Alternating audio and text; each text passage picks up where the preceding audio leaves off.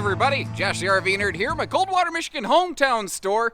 Finally getting an updated look at the 16FQ Wolf Pup here. It took me long enough, but one of the major changes that they made coming into this year is these used to be a 7-foot wide body. They went 7'6", so they're 7.5 wide now, whereas 8 foot wide is a standard body. It's a cool in-betweener size that a lot of brands have gone to, and even though this model really hasn't changed overall, it's kind of impressive. The feeling of that 6 extra inches of living space and width and breathing room you get inside of this. It's still certainly a cozy couples camper, like it'd be a good fit for newlyweds if you're picking up what I'm putting down, because you're going to be very up close and personal with one another. I think it could be a very solid solo camper if it's just like you and a dog, or maybe a single parent if you've got a little kid. The dinette can fold into a sleeper, albeit a small one. What's cool about this one though, so many small RVs have really small compact bathrooms.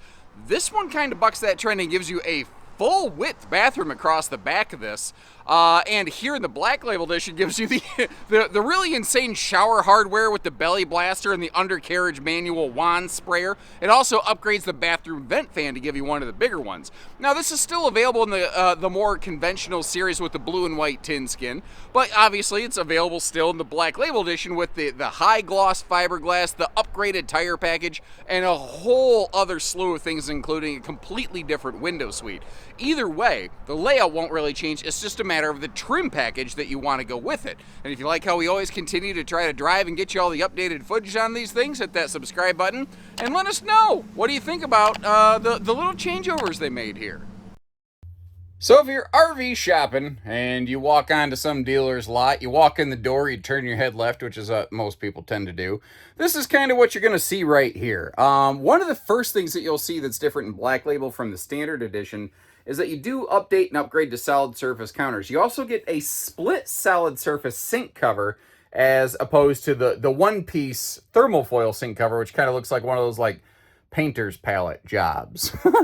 Now, Wolf Pup and Cherokee overall has been massively influential within the RV industry. And one of the things they did that has it really caught on huge and affected almost any other single axle builder out there was incorporating the larger refrigerators into a smaller RV like this. And it did mean that they, in some cases like this one, gave up some pantry space, but something that's a lot of people, it's weird, a lot of people don't think about it, it sounds very odd, but if you have a large refrigerator and an uncooked box of mac and cheese, you can still put the box of mac and cheese in the refrigerator if you need pantry space. But if you have vegetables that need refrigeration, you can't like put those into a into a pantry. They're just not going to keep. I'm not saying it's ideal, but when you're in a small RV, sometimes you got to get creative and work around things. Another major change they made from last year, like not only did they go with the 7.5 foot wide body, which I don't even know how impactful it is on camera. I know that when you step inside one of these, if you stepped in a 2023 and then a 2024 16FQ, you're like, oh my, like it makes a difference in here. The extra space you get to walk around the bed, just the slightly wider walkway that you get inside this thing, just the more open air feeling, it really makes a difference. Now, these are all standard with a 13,500 BTU roof air conditioner. They don't do a lot of side mount airs. J-Flight was one of the last, mass-produced kind of high-volume single-axle camper brands I've seen offering side airs in a class like this. There's certainly some other smaller specialty things. And did you notice all of the window coverage this one has over on the campsite of this RV? It's actually one of the things this does very well. I've noticed they have also maintained a traditional AM/FM Bluetooth stereo head unit, and it does have outside speakers, but they're mounted, let's see here. Okay, so you see where that dinette back is located? They're mounted about that high on the outside of the RV. Peek that when we go through, and it just doesn't, it doesn't blow away the neighbors because the speakers aren't mounted on the frickin' roof of the camper like some of these things are. Now, along with the windows, you can also get some great cross breeze ventilation. And if you get the Black Label edition, you also get the bigger bathroom fan, which can be used to force good cross breeze airflow through the RV, even if there's a day where there's not a lot of air, wind moving out there. A couple years ago, they used to have optional side wardrobe closets, and those just became standard, and I'm very thankful for it.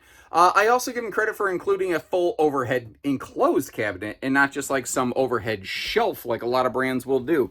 They're also very good, and they were one of the first, not just stick and tin builders, but RV builders, period, to be excellent about giving us household and USB outlets pretty much anywhere you sit or sleep. Like the ones on the left side of the bed are obvious, household and USBs. This one's less obvious because it's a single household outlet, but it's also a single point inverter built in, integrated right into the RV. And that also has USB outlets. And any of these USB plugs that you're looking at, whether it's on that inverter or just over here on the walls, they are both Type A and Type C, and it looks like the Type A's are 2.0s, so basically you're getting more power.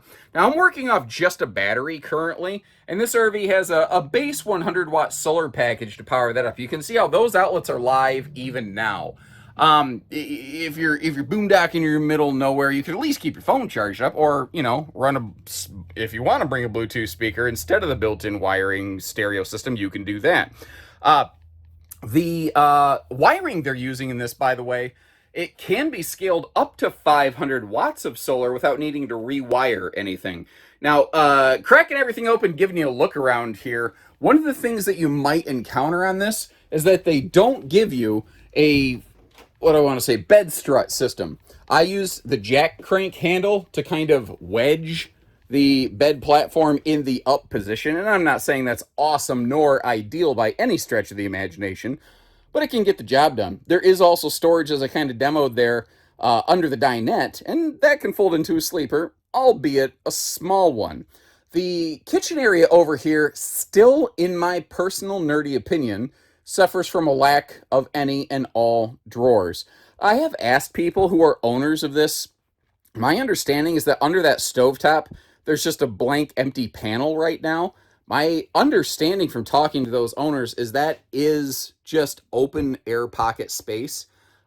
I wish that was even a single drawer. One drawer in this kitchen to me would make all the difference. Like, I'm not expecting an Emerald Lagasse chef's kitchen. I can cool my Benny and the Jets over that one.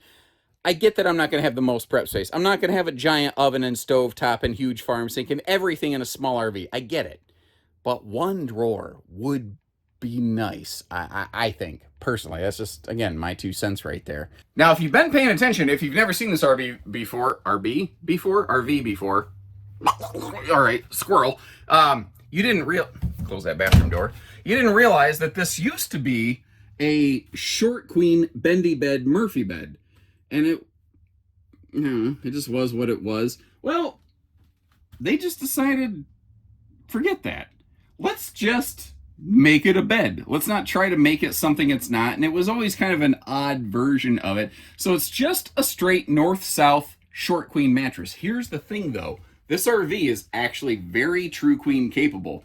If you look at how much space is between the mattress and the kitchen counter here, I know I'm probably making people motion sick with this motion and this angle, but these also include a little wastebasket. So I threw that down there for size and scale.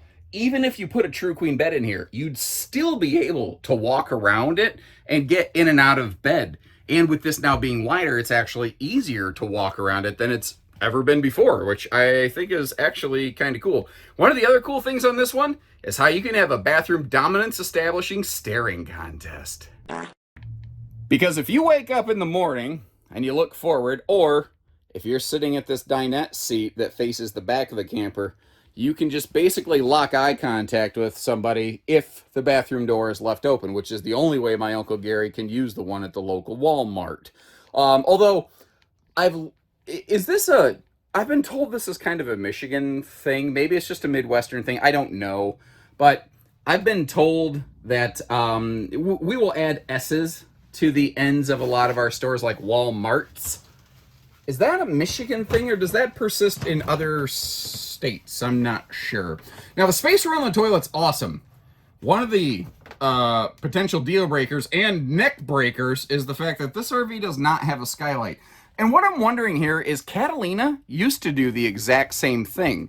And their basically coding and compliance officer said it wasn't up to code. And it turns out what they needed was like one other little fitting or fixture or something like that. And they started putting this, at least this vent fan, up above the shower to act like something of a skylight.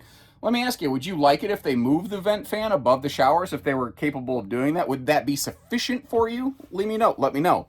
Now, the crazy shower hardware that we're looking at right here, that is part of the Black Label edition. It's got the handheld wand to get into the nether wand to clean the nether regions, as it were, as well as the belly blaster. But RVs don't provide really high PSI water pressure, nor should you try to make them do that. Like some parks have like 80 PSI, but RVs are really only made for like 40 to 45 PSI water pressure. Anything more than that, you start blowing fittings and having leaks, and that's a problem. You may notice they also go with a little bit of a shub, not a shower, not a tub. The idea there is it gives you extra elbow room around the toilet, like instead of a hard shower door. It's also lighter weight and less expensive, which the less expensive part is probably one of the more major motivating factors, but there can be some secondary and tertiary benefits to it, and obviously drawbacks. I think it's wet, it sucks to you, and it kind of, well, sucks. This didn't used to have that medicine cabinet either. That was a really nice update and addition they applied to this, and these look like huge cabinet doors. They're big doors, but it's a small little shelf here for some, maybe a couple towels, a couple rolls of butt napkins. This is going to be access to like service-related things on the RV. That's what that one's purpose is. I also gave you a full-on blank look at the rear wall here. I'm glad I remembered to circle back to this, because this RV has no hanging towel space built into the bathroom, but this is a stick-built RV. Get a stud finder, fellas, hold it up to your chest, go, yup, there's one. Now it's properly calibrated. And if you want to, you could hang some shower hooks like a Drunken Octopus Fight Club, or, shower rods or something like that up here. I don't know. I don't think that's a real hard thing. I would prefer it to be done from the factory. But then the question is, what's the correct location for them? And everybody seems to argue about that. Another quick little note while I'm standing here. These cool little bendy lights, like, where were you on the night of May 4th? Those things are part of the Black Label package. Normally they're not there, but you've got a blue reading element and just a full-on white visual element. If you don't like the blue lights, don't use the blue lights. They won't affect your sleep or anything like that. There technically are some blue lights in the overhead speakers here. I think is it the awning light switch? Yeah, the awning light switch is what turns those off and on. I never thought about that. You can stand inside the RV and know if your awning lighting is lit up. That's kind of cool. Also on your control panel over here, there's a switch to activate the lighting over by your hookup station. It says, I think, CONV, convenience light, essentially. What I wanted to get at when I flipped the camera around here and I started thinking about other things was the fact that with no slides, this is always travel accessible, travel functional. Small, light little campers like this are awesome for what I call stealth mode camping. If you want to just pull into a rest stop overnight, a Walmart parking lot, or whatever, you don't even got to unhook it from the vehicle. You can come in, lay down, use the kitchen all you want, except the microwave, unless you got a generator. I didn't close that door. I'm glad I looked up there. I'm finding all kinds of things as I flip this camera around here today, but you get the idea. They're easy to use. The number one reason we saw this model, the 16FQ, for years has been intensely popular, but it was also often traded within like 18 months. It was traded in abnormally quickly because people said it felt small, felt tight, needed a little more room. I'm really wondering what the extra body width on this is going to do that. I suspect people are going to use and enjoy this longer. And as long as I've gone ahead and spun the camera around, they have gotten rid of the old Bluetoothy thing and they've just gone to physical switches. What they found is this RV, it doesn't have like a bunch of slides where you need to grab your phone like a remote control to stand outside to open the slide so you don't hit something. It's just got an awning and you've got tons of windows where you can see out of it. So the Wolf Pups and really a lot of the Cherokees have gone away from it, but considering how easy it is to fix a switch versus a Bluetooth system, I'd rather have that. I love the idea of what we at Bish call engineering the warranty out of the RV. That's one of those things I like. But what do you think? And there's really no question when you're looking at these which one's Black Label versus which one's standard, because the Black Label, well, one, it's broadcast across the nose of it. Two, it's a completely different exterior skin color, and it's fiberglass instead of tin, so no real questioning. Now, I was trying to find, I don't have a wolf pup nearby without the Black Label package to give you a visual sample. Hopefully I can lay something over the screen for you. Black Label is, you know, there's some things in the bathroom like the bigger vent fan, also the power tongue jack outside that are function items. It also has things like the upgraded tire package to, you know, give you a little more ground clearance, a little better sidewall integrity on the tires. So it's not purely eye candy, which it largely was in the past. They have done some upgrading there. It also adds things like a hard shell propane cover, which is not a bad thing. I do appreciate that. The magnet holdbacks on the baggage doors just make getting in and out easy. And if you notice, they do put a gas grill quick connect right up front here. So, you know, if you do have like a grill or a griddle or something like that in this big front storage compartment, you just reach in, grab it, hook it up. When you're done, after it cools down, obviously after it cools down, you can put it away quick and easy. They are also using not only front and rear stabilizer jacks on these, but the better quick drop stabilizer variety, which basically has an extra stability arm built right into it. Black Label obviously upgrades to that super high gloss fiberglass, but what a lot of people who haven't watched all these videos don't realize, it's not an aluminum structure. This is still a stick-built camper in the tongue-in-cheek phraseology, the vernacular of the pleasantries and whatnot. But it gives you that cool, smooth look that's also a lot easier to clean than a tin skin, although it's a little bit heavier and more expensive. Oh, let me talk about that real quick. So the weights and measures that I showed on screen, unless I remembered to leave you some notes, those would be for the absolute base model version of this. The Black Label edition, it actually weighs a little bit more and has, potentially a little less cargo capacity as a result, because all of the extra cool hardware that you're getting on this, it adds up. It adds up in both weight and price, so there is a very significant difference here. But the cool part about these Black Labels, they give you a lot of the features of the more expensive laminated aluminum framed RVs without the full price tag of the laminated aluminum framed RVs. Pardon me. One of the things that slipped onto these last year rather silently, a lot of people weren't really aware of it. I don't know that I've done the best job so far of discussing it, is even these wolf pups now have holding tank heat pads on them. The underbelly's not enclosed, so it's not forced air heated, but very similar to what Rockwood GeoPro is doing. You know, even though it's an exposed belly, they do have holding tank heat pads. So if you just get caught in a cold snap you're not expecting, you do still at least have a little bit of a way out of Dodge there. This rear cargo rack has a 200-pound weight rating. That is before the spare tire is applied to it. So make sure you're not overloading this. These can be really handy, though, especially in the Black Label edition, which now forces... Oops, sorry, I bumped the camera on a trailer behind me. What's called Adventure Package. That's where you're getting those more aggressive profile, higher riding kind of radials like you see on the back there. I do appreciate, though, that they're giving us a matching spare tire. It's on a steel wheel as opposed to aluminum, but at least the tire is the same. I have actually seen some manufacturers that when you get their upgraded tire package, you do not get a matching spare tire. I want to think that's just a bonehead level oversight, but I've seen it happen. You know, I've been in, it's like farmers. I know a thing or two because I've seen a thing or two.